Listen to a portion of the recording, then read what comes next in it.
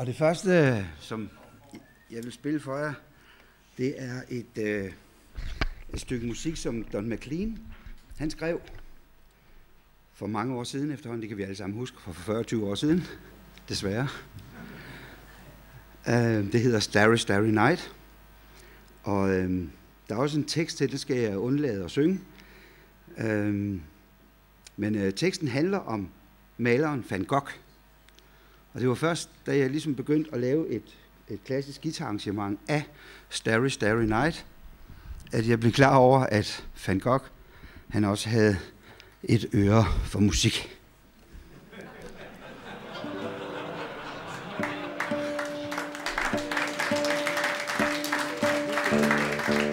Hvad siger du?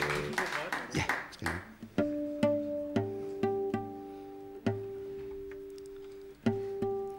Og nu er der altså godt nok nogle temperaturforskelle fra herude og herinde.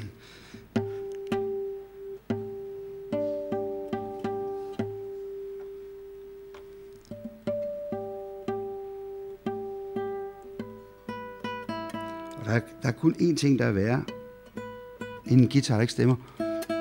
Det er sådan set 2. Nå. Starry, Starry Night.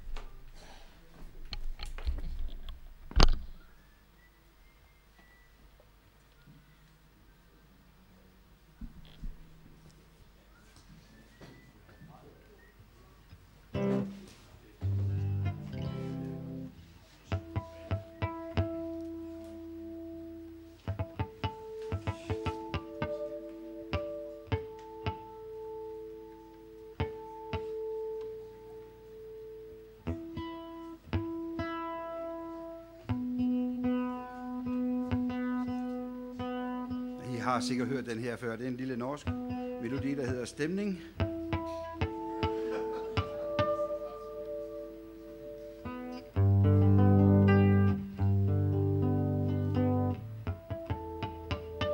Skal der lige love for, at den giver sig, når vi kommer herind?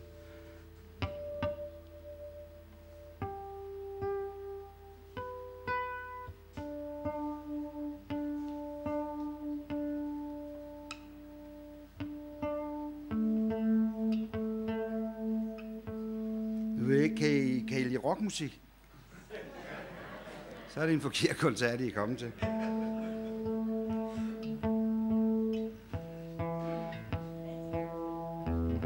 Jeg vil spille to. Jeg har slået dem lidt sammen.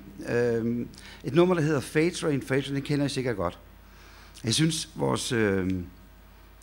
vores trafikminister i Vejle, han er sådan kommet lidt i modvind, så jeg kan sige, de sko her, dem har jeg købt ned hos ham, og jeg kom i hvert fald til tiden i dag. Men nummeret Fate Train har jeg så arrangeret for guitar, og den er sådan set tilegnet ham lidt som sådan et lille plaster på såret, fordi de sådan er efter ham hele tiden. Jeg synes, jeg er lidt synd. Og så havde jeg en god ven, som var ivrig jæger, og han elskede sådan at gå i skoven og finde spor, og så fulgte han dem helt indtil han så gik hen og fandt dyret, og så skød det. Men nogle gange så kom han hjem helt uden at have skudt noget som helst, men det var også lige meget, som han sagde, det bedste ved alt det der vildt at gå på jagt, det er jo sovsen. Men sådan en dag, så har han alligevel fundet et par spor, og dem fulgte han ind i sådan en stor mørk hule. Så blev han fandme kørt ned af toget. Det kan jo ske. Så ham har jeg så ikke mere. Det første nummer hedder Fate Train, og det næste hedder Footprints.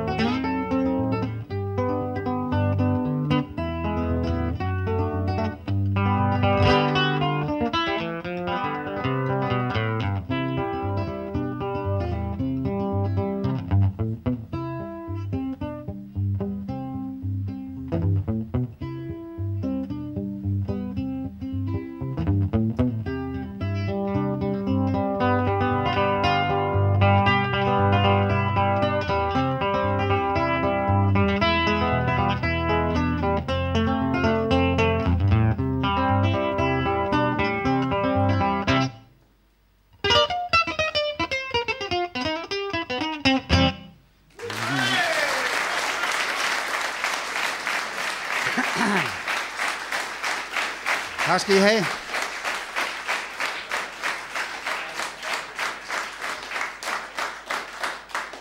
Så skulle jeg spille... var det A Song for My Guitar? Så skal vi have den her over igen. Jeg hørte lige, at min nabo, han har været ved bageren den anden morgen, og så var han kommet hen og sagde til bagerpigen, at han vil godt lige have 5 rundstykker. Så siger bagerpigen til ham, jamen, du kan få 6 for en 20. Så siger han, så lad mig bare få det, sagde han, så skide være med rundstykkerne.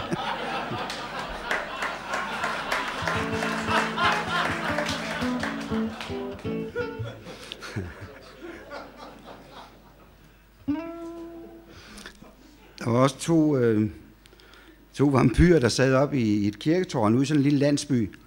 Og så siger den ene, nej, hvor jeg trænger til noget blod i dag. Så siger den anden, ja, det kan du godt spare dig, fordi jeg har været rundt og kigge, der er ikke noget at få overhovedet. Nå, de snakker lidt videre, så siger han, men det er ligegyldigt nu, du trænger jeg virkelig til det, så fløj han ud og kom tilbage 1,5 time senere med hele hovedet smurt ind i blod, og så siger den anden til ham, hey, hvor har du fået det hen? Så siger han, ved du hvad, kan du se den der 3-etagers bygning dernede? Ja, sagde han, det kan jeg godt. Kan du se lige ved siden af, der ligger sådan et lille husmandssted? Ja, det kan jeg godt se. Og så lige bagved, der er der sådan en stor fællesantenne. Ja, det kan jeg godt se. Det kunne jeg ikke. Ja.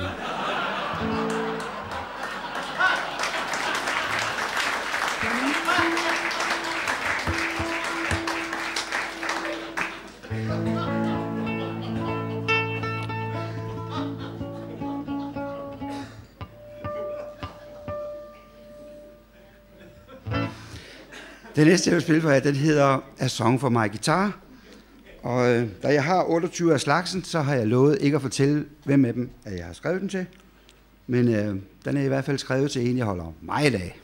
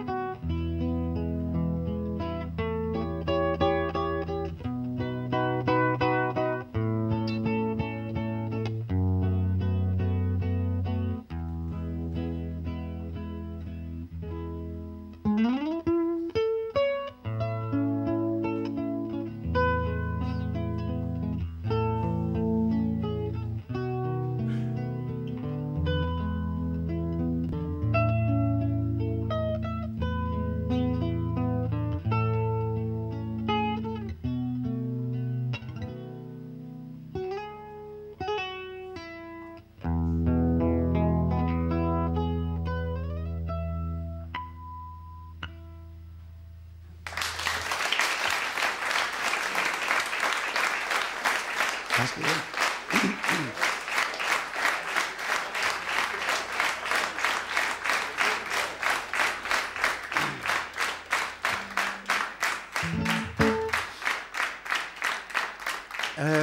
Inden jeg så...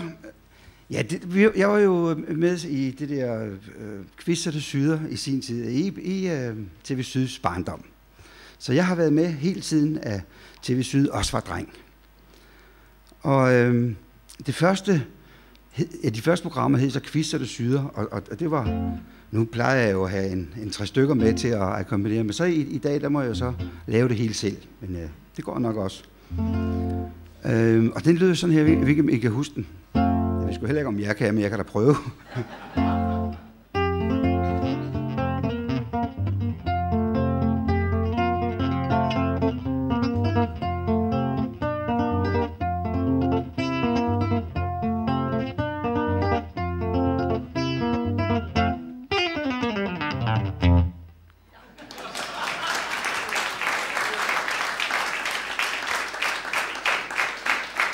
Det var, tak skal I have. Det var sådan en lille jingle, som kørte inden de der programmer, de gik af stablen. Og vi havde meget sjov i øvrigt dengang, fordi der var en, der var vært på, og nu skal jeg ikke nok lade være med at hænge ham ud. Det ville være synd for Poul Jørgen Ladefod, så. Men der skete jo det, at han lovede altid, at vi skulle få melodierne inden, at vi kom til de steder. Vi var rundt i hele TV Syds område på forskellige kroer, hoteller og alt muligt. Og der skete altid det, at når jeg ringte til ham dagen før for at få at vide, hvad er det så for nogle melodier, vi skal spille i det der program. Det var jo ikke kun kendingsmelodien, det var jo en masse. Nogle gange så var vi også med som, skulle de gætte, hvad vi spillede. Og der gjorde vi selvfølgelig mange gange vores til, at de ikke kunne høre, hvad der var for noget. Men en af de der mange gange, hvor vi var et eller andet sted og delte værelse med, som jeg helst, ja. Og han havde altid nogen til at hjælpe sig. Hele tiden havde nogen til at hjælpe sig med at rydde op efter sig og sørge for, at han fik det ene og det andet med hjem og sådan noget. Og så en aften, så rodede det meget ind på værelset. Det var så hans ting, der lå og flød lidt. Så tænkte jeg, nu kan jeg lige hjælpe ham lidt med at rydde op. Så hans bilnøgler lå der, og sæbeetui lå på bordet. Og så havde man på krogen lige fået nye gardiner. Og så tænkte jeg, det kunne jo være, at Poul Jørgen kunne bruge dem til et eller andet. Så de gamle, de lå jo i sådan nogle pæne bunker derinde. Så jeg tog hans bilnøgler og puttede i hans sæbeetui, og så tog jeg sådan et par gardiner og lagde op i hans kuffert. Og sæbeetuiet øverst, og så lukkede jeg hans kuffert. Og så kom han, vi skal vel også til at hjem. Altså, skal lige sige, at vi lavede 3 programmer ad gangen. Og så kromanden der, han gik med ud, helt ud på parkeringspladsen. Det var da også vældig hyggeligt. Lige indtil Poul Jørgen, han så smed sin kuffert op på bagsmækken af bilen og sagde, er der nogen, der har set mine nøgler? Så siger jeg, de lå inde på bordet, så jeg har lige lagt dem op i dit sæbeetui, de ligger lige øverst i din kuffert. Så lukkede Poul Jørgen sin kuffert op og fik øje på sæbeetuiet, og kromanden, han fik sgu øje på hans gardiner. Og så siger han jo, hvad rigtigt var. Så siger han, ja, vi har fået nye gardiner på krogen, så dem der skal vi slet ikke bruge mere. Og Poul Jørgen stod lige et stort spørgsmålstegn, hvorefter vi sagde godnat og kørte hjem.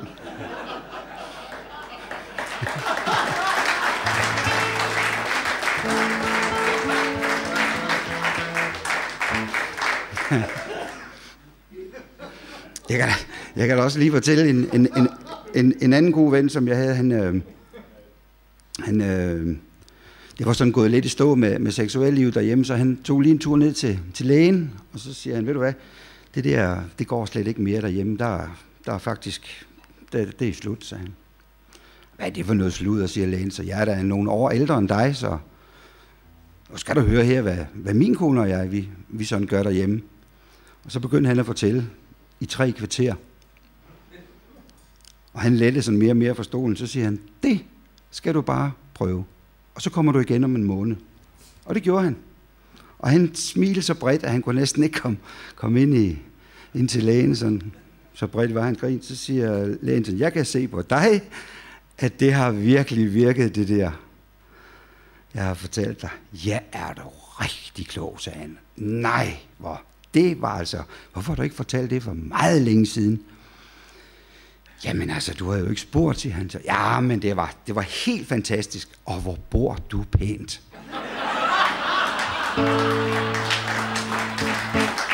Nå.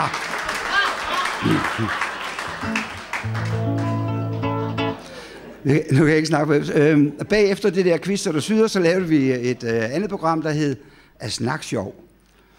Det var så i stedet for det engelske af talkshow, men det var meget godt fundet på. Og der lavede jeg så også en lille kendingsmelodi, og den kom til at lyde sådan her.